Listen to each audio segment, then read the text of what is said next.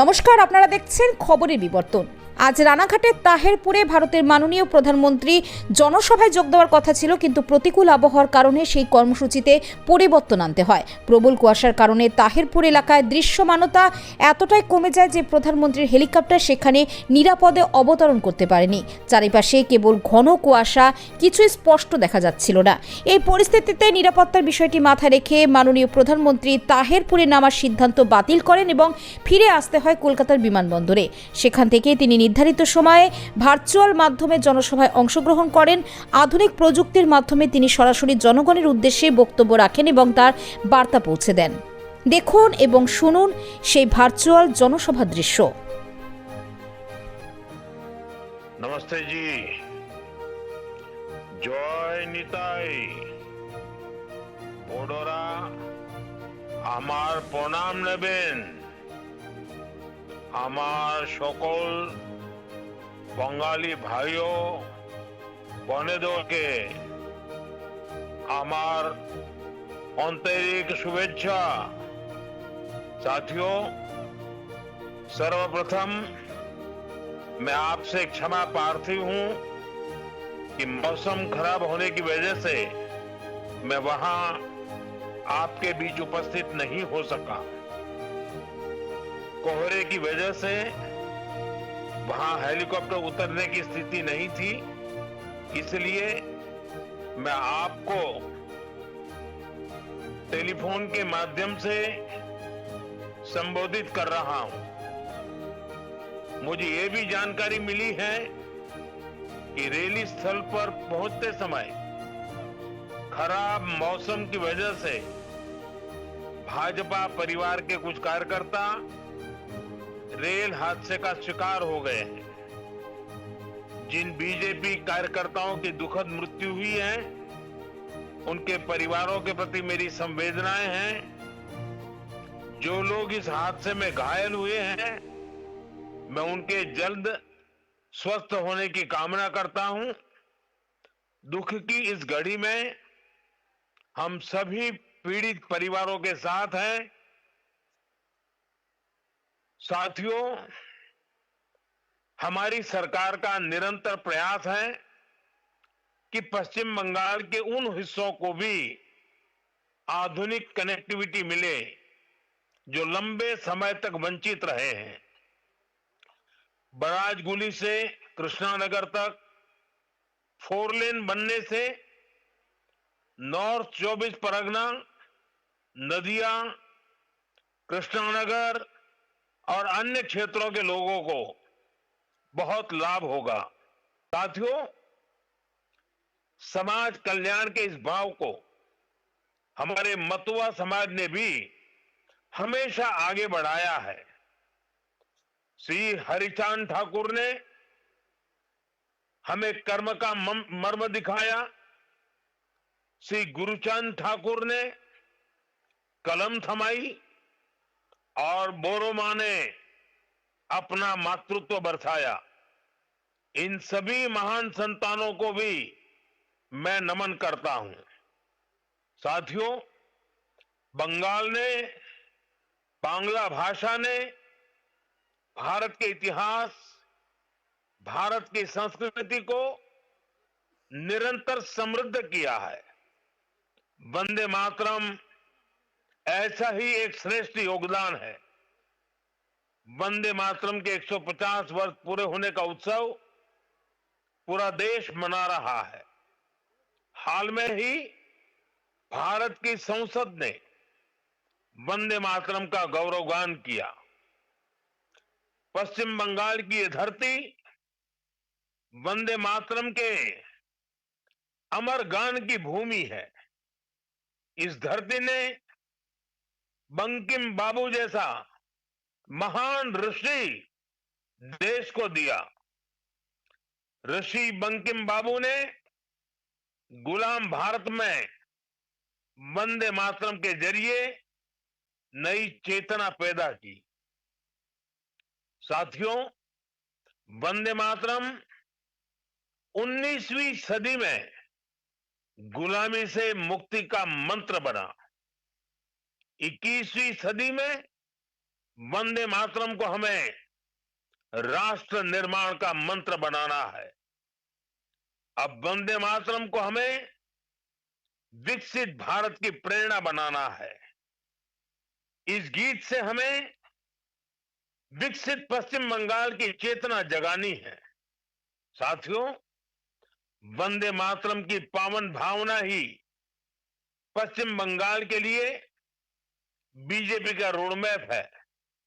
साथियों, विकसित भारत के इस लक्ष्य की प्राप्ति में केंद्र सरकार हर देशवासी के साथ कंधे से कंधा मिलाकर चल रही है।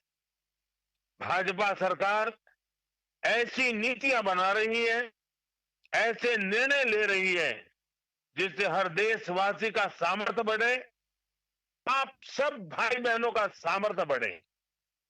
मैं आपको एक बात कही थी।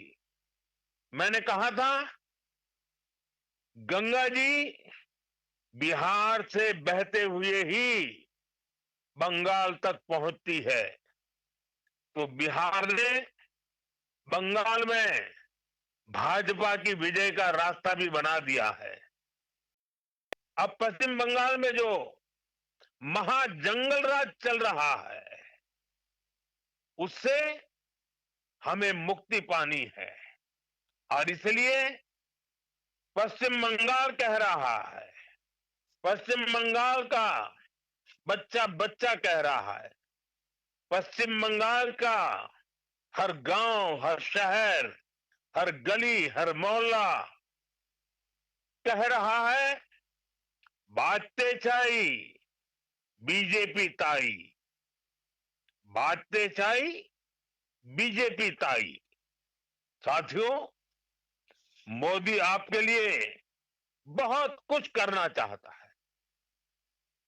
पश्चिम बंगाल के विकास के लिए मोदी पूरी ताकत से अपने आप को समर्पित करके काम करना चाहता है।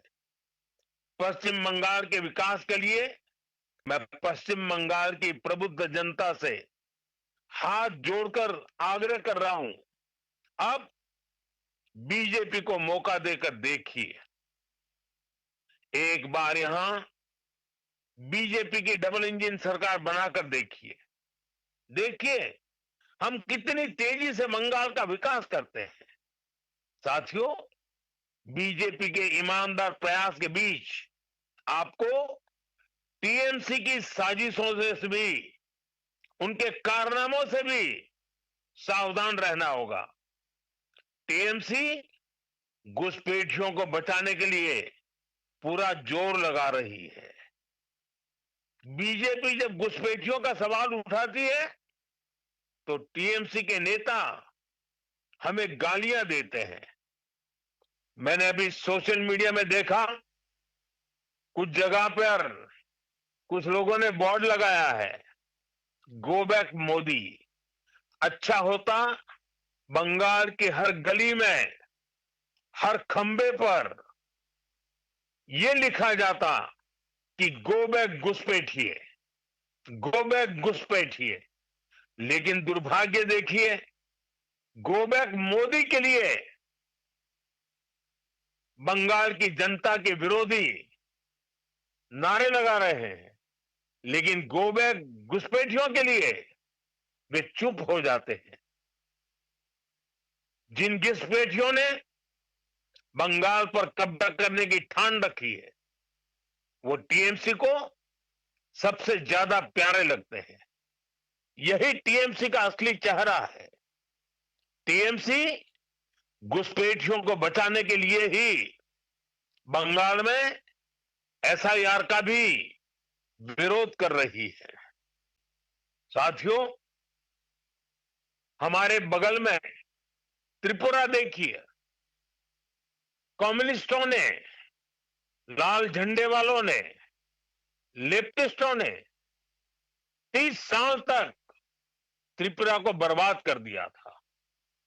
त्रिपुरा की जनता ने हमें मौका दिया, हमने त्रिपुरा की जनता के सपनों के अनुरूप त्रिपुरा को आगे बढ़ाने का प्रयास किया।